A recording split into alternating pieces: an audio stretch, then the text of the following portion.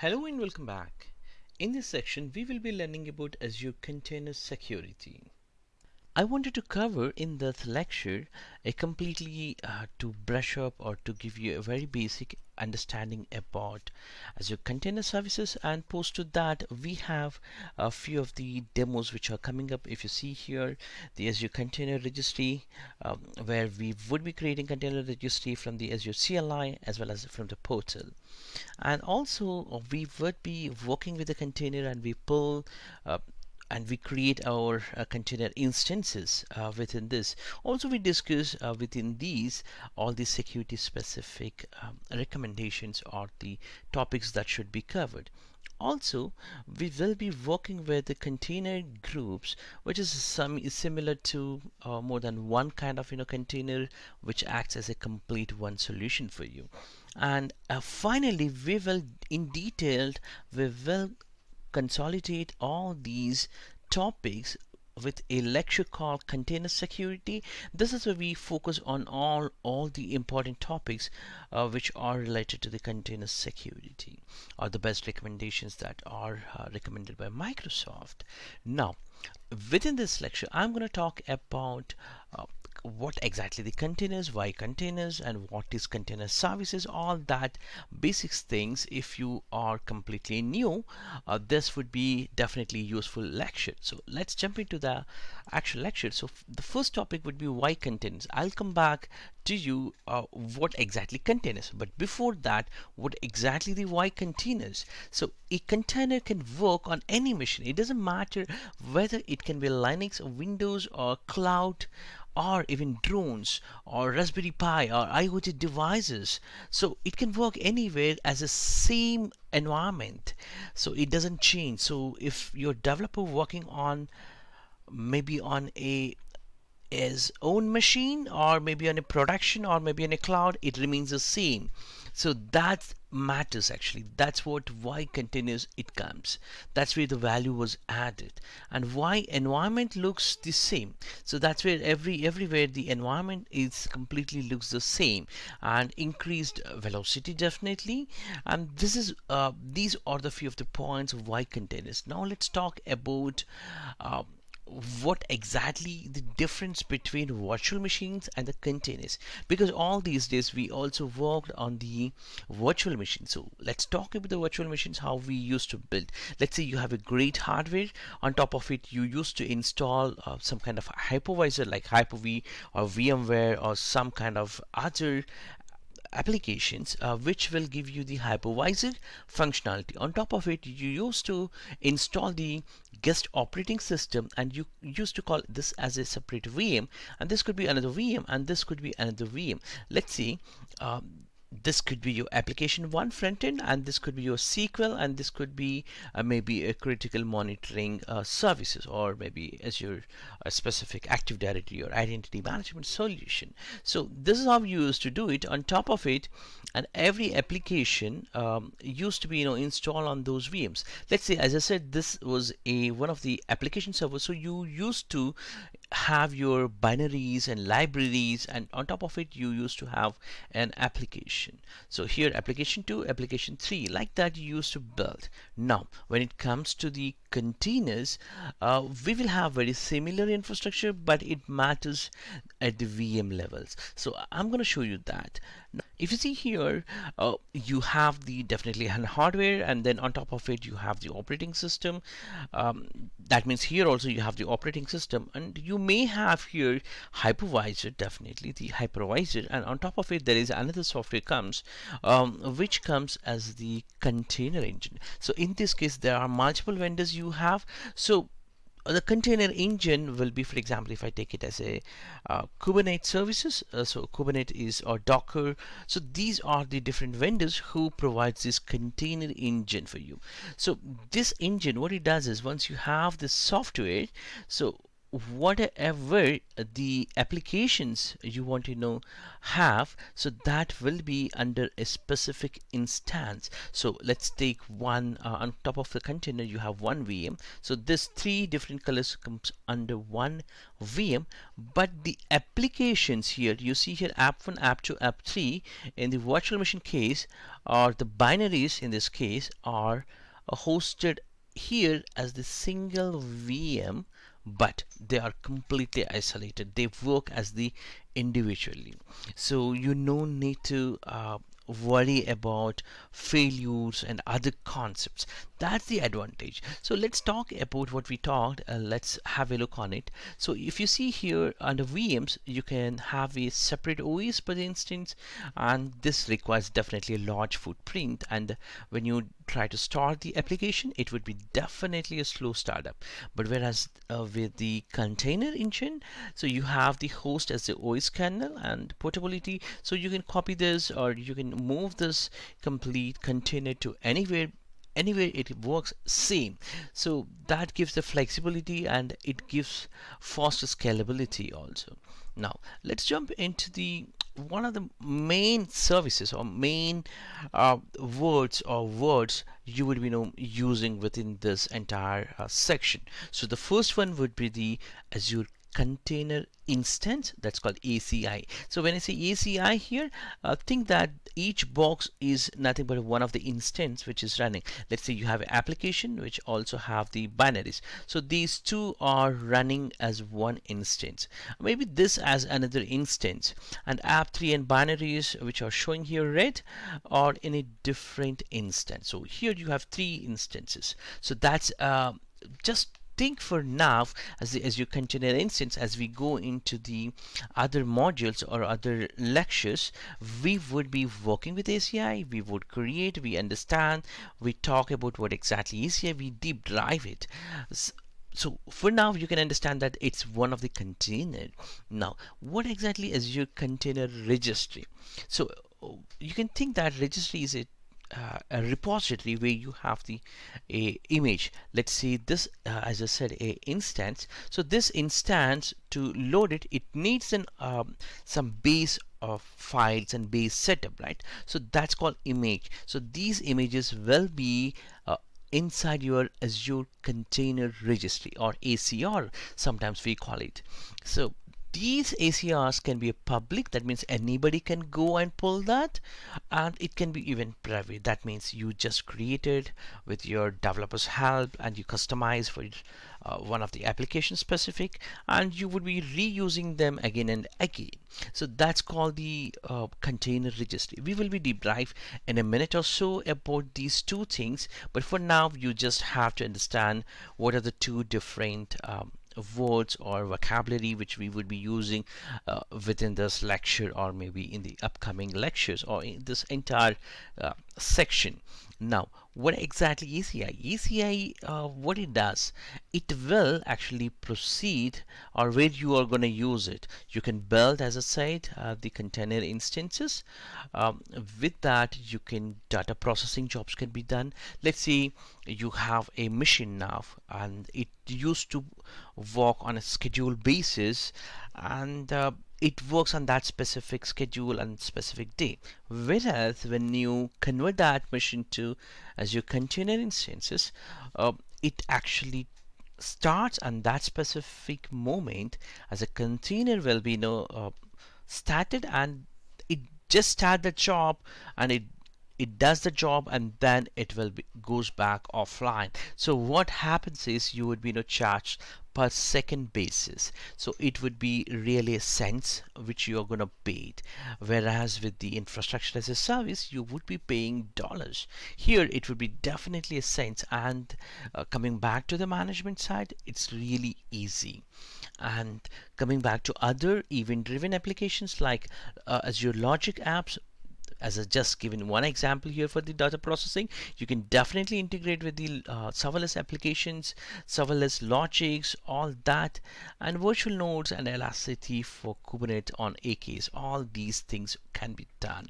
Now let's talk about the container registry. What exactly container registry? As I said, I'm gonna explain to you what exactly these two words. So I talked about container instances. Now it's time for me to talk about ACR, which stands for Azure Container Registry. So container registry is, as I said earlier, it's a repository for storing your container images. So when I say container images, it could have your application specific, all the needed coded files and all that to boot up, to run that application, all that packed up. So that's called container image. So as I said earlier, this can be a public registry.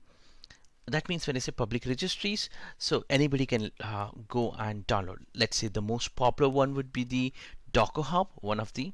So you can go to the Docker Hub and pull any of the projects that are available, or you can use these are the free and the ready-made available code, so anybody can use. So when it is ready-made available, it might be designed for a specific purpose, or it might contain even vulnerabilities. Right, when you talk about the security, as this entire lecture is for the security, definitely it's not really recommended you to use the public registries.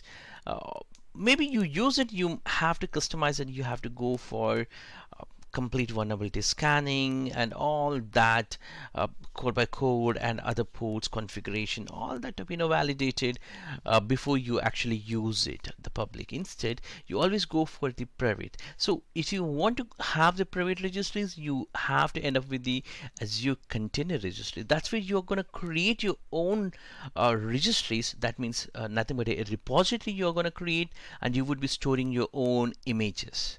So that's what we're going to do it in upcoming lab. But for now, you understand about the Azure Container Registry. Now let's move to the other point. You can secure with the private registries, as I said, and the entire registry, that means the container images, will be storing on your Azure storage maybe, and you can secure them, their passwords and the storage account with the secure with your secure wallet example.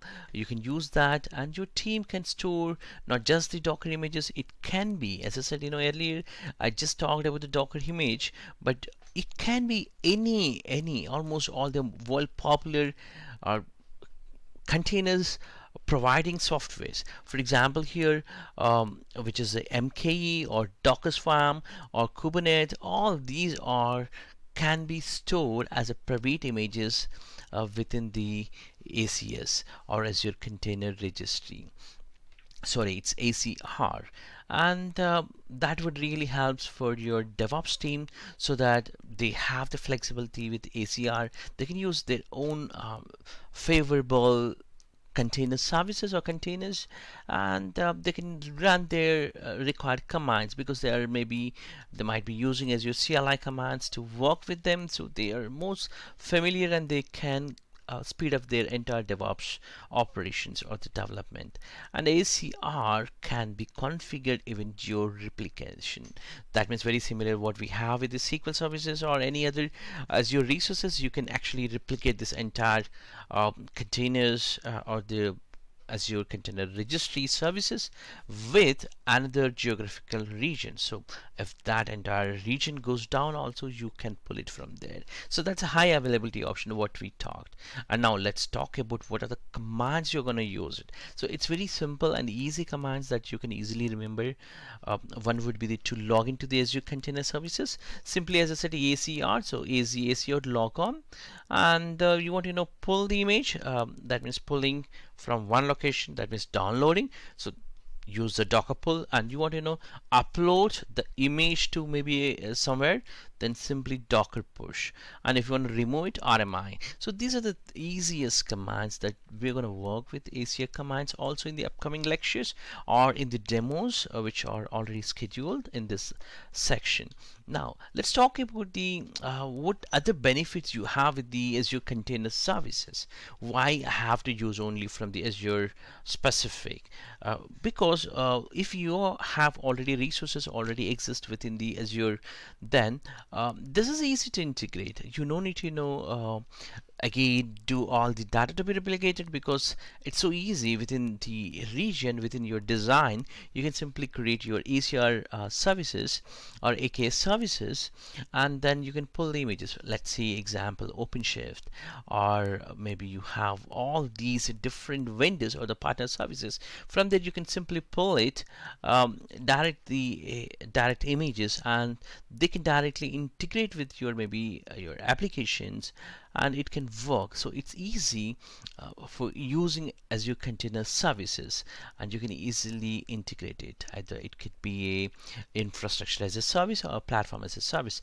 It can fit everywhere, this Azure Container Registry as a service.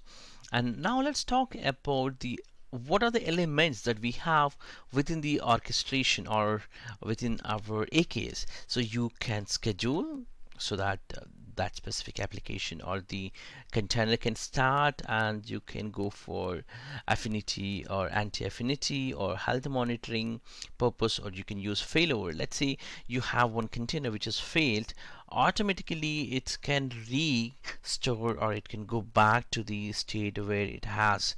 So you have this flexibility within AKS, and you can scale it, as I said, to the ones and twos with the groups of with the grouping of Azure Container. That also I'm gonna demonstrate for you.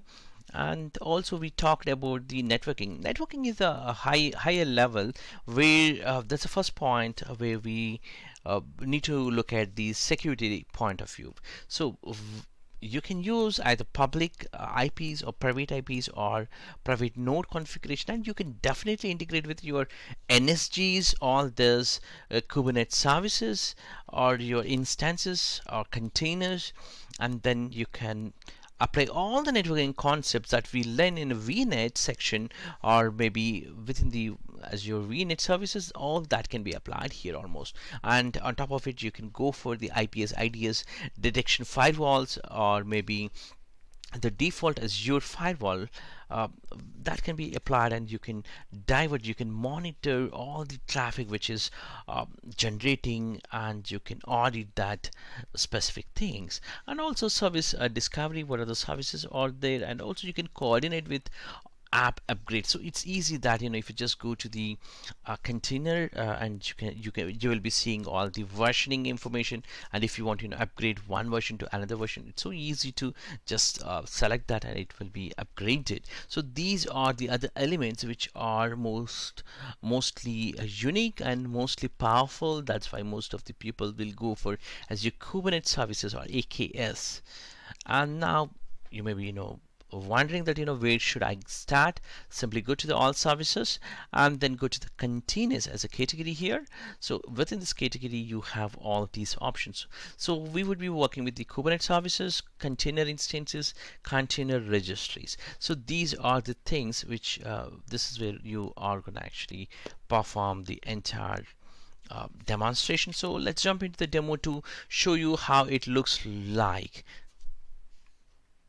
If you just go to Microsoft Azure portal and then go for all services, under containers you have all these options. So you can start actually from the registries, and then we will be jumping into the containers, which is container instance.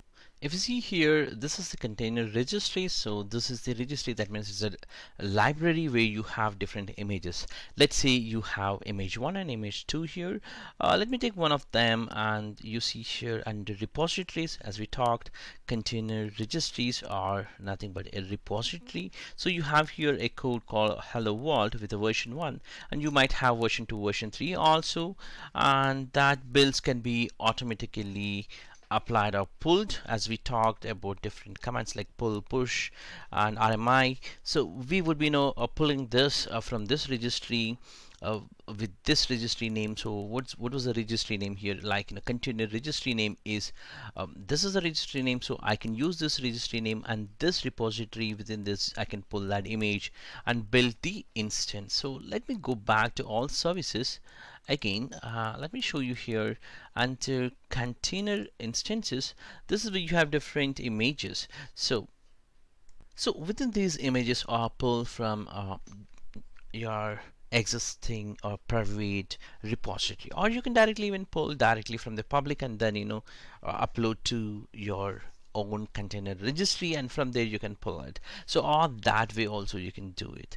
So if I just go back to one of this container instance, and you can check out here, this is the instance, so that means it has all your application and your library, all that. So what you are going to do is within this you would be applying maybe a identity management options, and you can save all that passwords. You don't need to enter the if for example within that instance there is an application that will talk with other Azure services, so that's integrated with Azure AD. Then if you enable these services, it would automatically it will check for the wherever it is stored the password, for example key vault and other things, and it would give you the options which we learned in the previous lectures. And also you can save this entire passwords into the key vault services, and that way you get benefit out of it. And you can check out the containers. Let's say these are automatically terminated. If you see, that means it's failing the number of times it's failed, so that means this specific container has a problem. Whereas if I take other container, which is this, this should be working fine. If you see here, just go to the containers and the restart count is just the one. That means it's working fine, and the container is only one. It's not more than one in this case.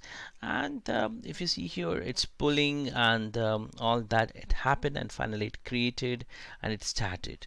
So this is where you are gonna work with this, and not with this.